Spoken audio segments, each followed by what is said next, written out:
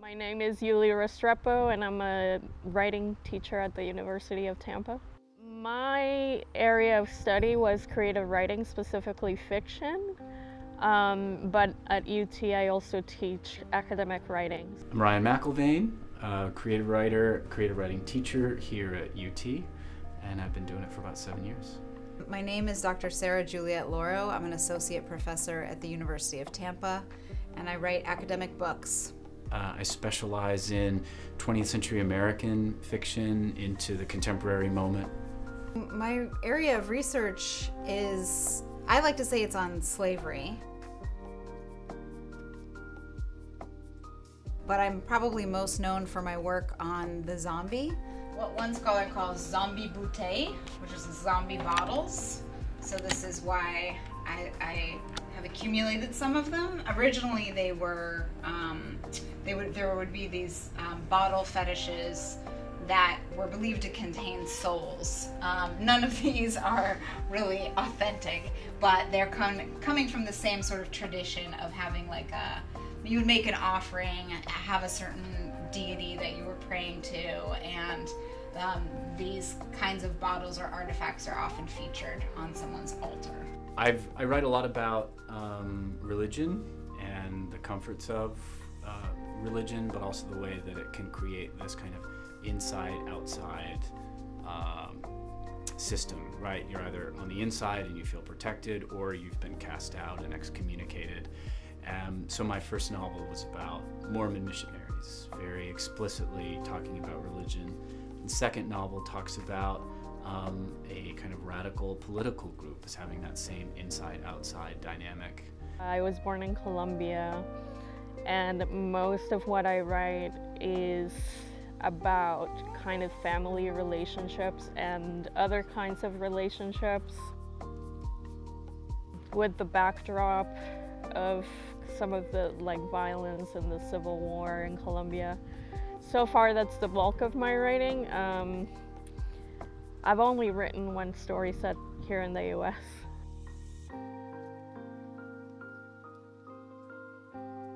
It wasn't going to be writing at the beginning. I thought I was going to be a translator after I moved to the US 20-something years ago. But then I was taking a community college course on creative writing, and the teacher, his name is Greg Bird, at St. Petersburg College, he said, you know, you should consider actually doing this, being a writer. And so I didn't know better, so I decided to become a writing major. I could go back to 5th grade when a poem was first published in the local newspaper. I've always loved that play of language.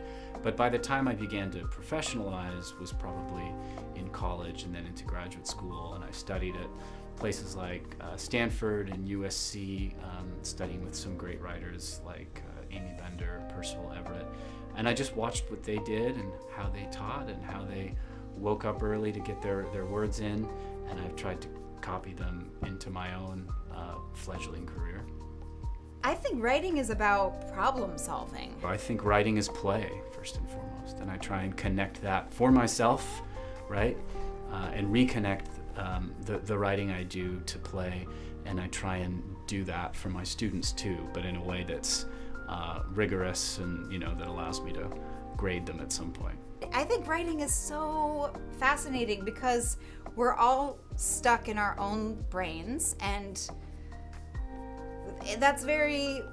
we live these very separate existences. But when you're writing, you're trying to send a message to someone who may live in a totally different part of the world, who may not have had any of the same experiences as you do, but you're trying to just use these words and these symbols on paper to translate your experience and to give them a little bit of your life experience. For me personally, writing is something that I can't just abandon. When I'm not writing, I feel like there's something missing from my life, like there's an empty space there that needs to be filled. So it's almost like I'm compelled to do it. So yeah, it means a lot to me, especially as an introverted person. It's kind of like the place where I can let go. When I got my MFA from the University of Iowa,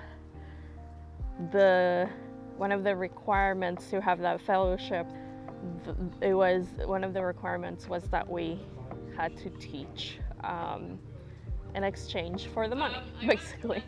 And it wasn't something that I thought for my future that's what I wanted to do, again because I'm an introvert, but once it was kind of imposed on me, I did find that I really enjoyed it and that maybe I was good at it and that I wanted to keep doing it. Certainly much, much better than working an office job. To be where I am now and have a really privileged job where I get to teach students who love what I love, right? It's a great privilege. But you only get that privilege if you've had some success in studying at nice places and publishing some stuff. So at some point you commit to 10 years of graduate school. I did anyway. And I did that in part because I thought, well, this will train me not just in the art of writing, but also in the art of teaching. So, you know, a moment ago I talked about how, I don't know, Tobias Wolff at Stanford or Amy Bender at USC were mentors to me in the art of writing, but I also paid attention to the way they taught, thinking, I bet I could do that, I bet I'd be good at that, and I bet I'd enjoy it. And so yeah, I think of myself absolutely as a writer teacher. You couldn't, you know, extricate one from the other.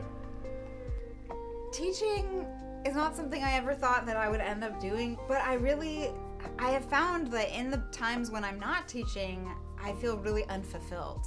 I love the energy that you get from students, and it's not always the same. Sometimes you walk into a class and it's an 8:30 in the morning class and their energy isn't good and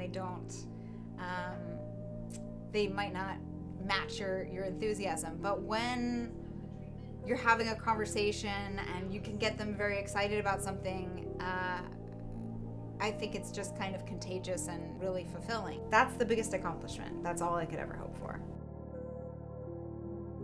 Why do I write? Why writing is the big question, and it's one I've entertained for years. I just feel this thing inside of me that tells me that I need to be writing something. And I'm not somebody who thinks like you should write every single day, you know, and hit X number of words. That doesn't work for me, but I am constantly thinking about it, even when I'm not on the computer writing. I think I write because the play of language gives me a tremendous amount of pleasure, and I've never tired of that. Other hobbies have come and gone, but this is the abiding hobby, the abiding passion of my life. I mean, I think it's my favorite thing to do, to be honest. I was thinking recently about a family vacation I went on, where it was a big group of like cousins and nieces and nephews, and you know, we were going around and seeing all the museums and seeing the sights.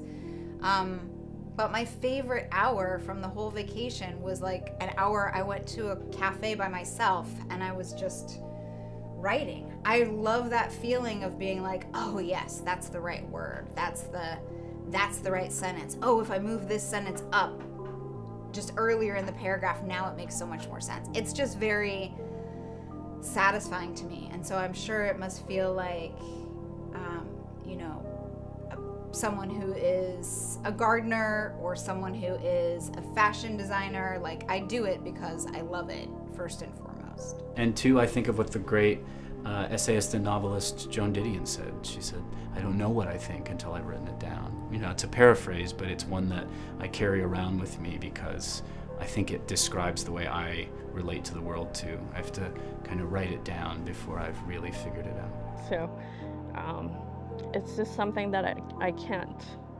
abandon, if that makes sense.